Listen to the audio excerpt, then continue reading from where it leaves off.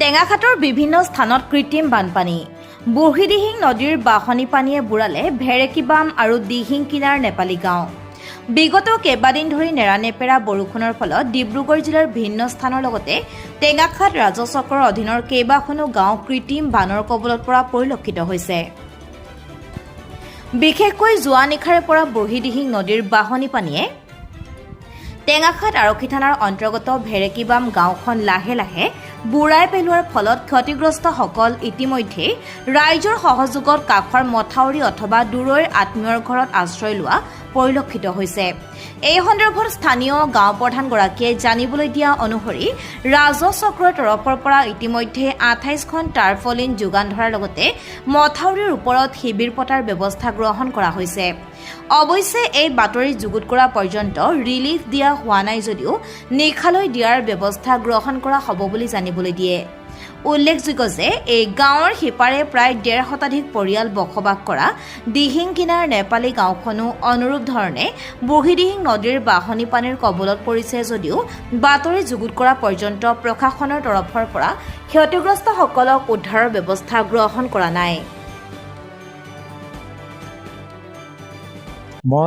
মই আজি পুৱাৰ পৰাই নহয়, কালি মানে ৰাতি প্ৰায় 10টামান বজাৰ পৰা মানে বুঢ়ীদিহিং নদীৰ পানী যিটো বাঢ়নী পানী হৈছিলে, সেই পানীত মই দেখিছোঁ আমাৰ বানটনা 1 নং দিহিং কিনাৰ বঙালী গাঁৱৰ নিচেই কাষতে থকা এটা বুঢ়ীদিহিং আৰু এটা নতুনকৈ মই পান্ধৰ গাঁওবুঢ়া আৰু যিজন নেকি অৱসৰপ্ৰাপ্ত যিজন মানে আমাৰ কোপোহৰ গাঁওবুঢ়া, তেখেতৰ লাটটো মোক বৰ্তমান আজি প্ৰায় 6 মাহৰ আগৰ পৰা দিছে। তেখেতৰ লাটকেইটা হৈছে কোপোহোৱা, নৰসুঙি আৰু ভেৰেকিবাম। মই জনামতে বোলে ভেৰেকিবামটো বহুত দ ঠাই, সেইকাৰণে মই প্ৰথমে মোৰ নিজৰ লাটটো বহুত ওখ ঠাই হয়, তথাপি মই বানটনা সেয়াত মই নাছিলোঁ। কিন্তু প্ৰথমে মই প্ৰায় 6:45 সময়ত ভেৰেকিবামলৈ অহা হৈছে। কাৰণ কেলৈ বিশেষকৈ ভেৰেকিবামটো বহুত দ ঠাই, সেইকাৰণে মই প্ৰথম ভাবিলোঁ যে মোক যদি গাঁওবুঢ়া হিচাপে মোক যদি চলাবলৈ দিছে, সেই অনুযায়ী মই মানে প্ৰথম ভেৰেকিবামৰ মানে 6:45 মই আহি উপস্থিত হৈছোঁ আৰু ওচৰ চুবুৰীয়া ৰাইজৰ লগত মই কথোপকথন হৈছোঁ। বিশেষকৈ তেতিয়া ভেৰেকিবামৰ যিবিলাক মানে বানগ্ৰস্ত লোক আছে তেখেতসকলক মই তেতিয়া কিছুমান 2-এজনক কথা শুনিছিলোঁ। আমাৰ বৰ্তমান এতিয়ালৈকে 4 কাষে ঘৰৰ 4 বাৰাণ্ডাত পানী হৈছে, কিন্তু ওলোৱা সময়ত অলপ অসুবিধা হৈছে, কিন্তু ঘৰৰ ভিতৰত কিন্তু বৰ্তমানলৈকে পানী সোমোৱা নাই। প্ৰায় মই আছোঁৱেই, আজি দিনটো এতিয়া 4:30-5টা বাজি গ'ল।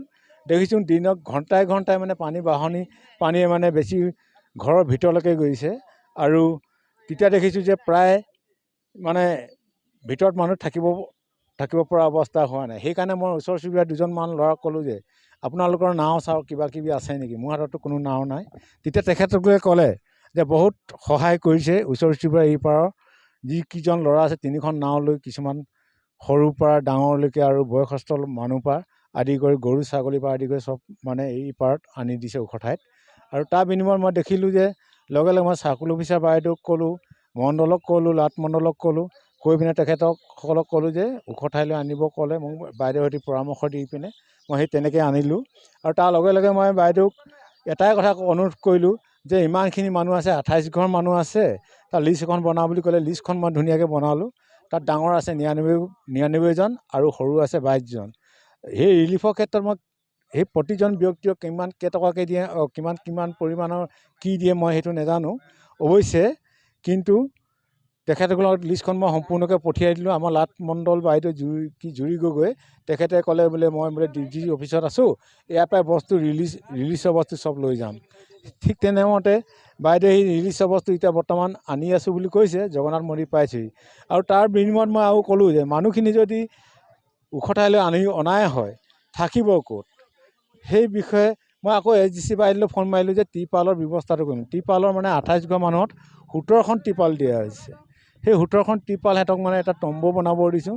কিছুমানৰ সহকৰ্মী আছে, তেখেতসকলৰ ঘৰতে আছে, কিছুমান নিজৰ সম্বন্ধীয় মানুহ আছে, তেখেতৰ সম্বন্ধীয় ঘৰলৈ গৈছে। আৰু বিশেষকৈ দেখিছোঁ যে পানী দিনে প্ৰতি ঘণ্টাই বাঢ়ি গৈ আছে। ৰাতিলৈ কি হয় সেই বিষয়ে মানে চিন্তনীয় হৈ আছে।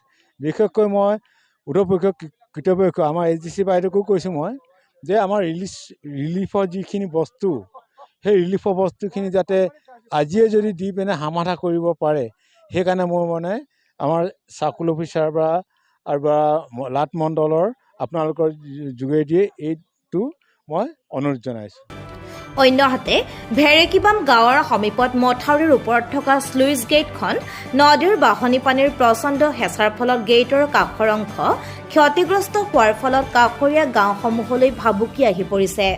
অৱশ্যে পুৱাৰে পৰা বিভাগীয় কৰ্তৃপক্ষৰ তৰফৰ পৰা অধিক ক্ষতি নহবৰ বাবে বালিৰ বস্তা দি মেৰামতিৰ ব্যৱস্থা গ্ৰহণ কৰা হৈছে।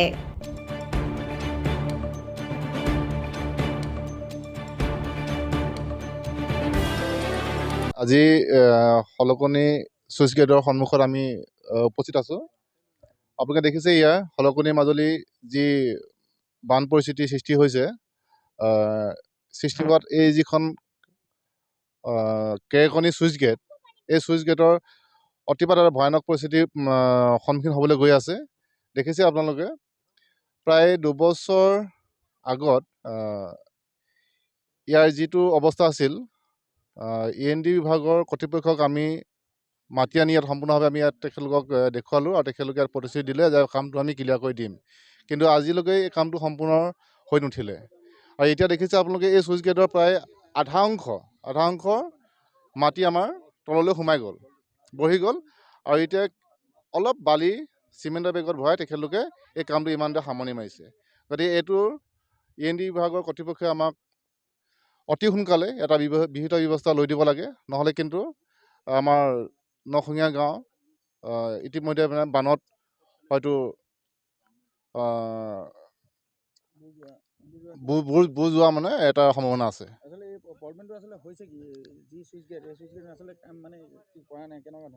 চুইচ গেটৰ আচলতে মানে যিটো পুল আছে, তলৰ যিটো পুল, সেই পুলটো সম্পূৰ্ণভাৱে পুলৰ কোনো কাম নাইকিয়া হৈ গ'ল। দুইটা ছাইডে আপোনাৰ শ'ল হৈ গ'ল। সেই শ'লৰ দ্বাৰা পানী বাঢ়িলে মানে ভিতৰলৈ সোমায় আৰু পানী যেতিয়া শুকাই যায়, বাহিৰৰ পানীখিনি আকৌ নদীলৈ গতি লয়। কিন্তু গেটখন বন্ধ কৰিলে একেটাই আৰু বন্ধ নকৰিলে একেটাই। গতিকে গেটৰ কোনো কামেই নাইকিয়া হৈছে ইয়াত।